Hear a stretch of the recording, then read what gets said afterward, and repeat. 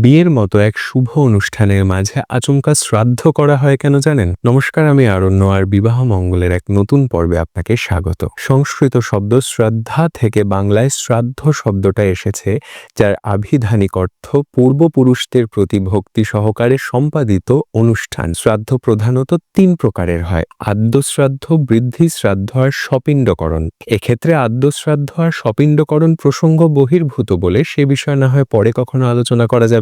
বিয়ের দিন সকালে যে শ্রাদ্ধানুষ্ঠান হয় তার নাম বৃদ্ধি শ্রাদ্ধ। এই প্রথা আভ্যুদয়িক আর নান্দিমুখ নামেও পরিচিত। আভ্যুদয়িক শব্দটা অভ্যুদয় শব্দ থেকে এসেছে, যার মানে উন্নতি, উত্থান বা বৃদ্ধি। আবার নান্দিমুখ শব্দের মানে মঙ্গলানুষ্ঠান আরম্ভের সময় দেবতার স্তব, যেখানে নান্দি অর্থাৎ আনন্দ আর মুখ অর্থাৎ সূচনা। প্রতিটা শব্দের অর্থ তো বোঝা গেল, কিন্তু বিয়ের সকালে গোটা প্রক্রিয়াটা কেন হয় সেটা বোঝা গেল কি? দেখুন, বাড়িতে অনুষ্ঠান হলে আমরা আত্মীয় স্বজনদের নিমন্ত্রণ করি। যাদের নিমন্ত্রণ করা হয় তারা সকলেই জীবিত, মানে শারীরিকভাবে তারা অনুষ্ঠানে উপস্থিত থাকতে পারেন। কিন্তু যারা জীবিত নেই তাদের ক্ষেত্রে কি করা হবে? তাই পাত্র আর পাত্রীর মা আর বাবার দিকের পূর্বপুরুষ যারা ইহলোকে জীবিত নেই তাদের শ্রদ্ধা জ্ঞাপন করে তাদের আশীর্বাদ নিয়ে শুভ কাজে পা বাড়ানোর উদ্দেশ্যেই এই প্রথা।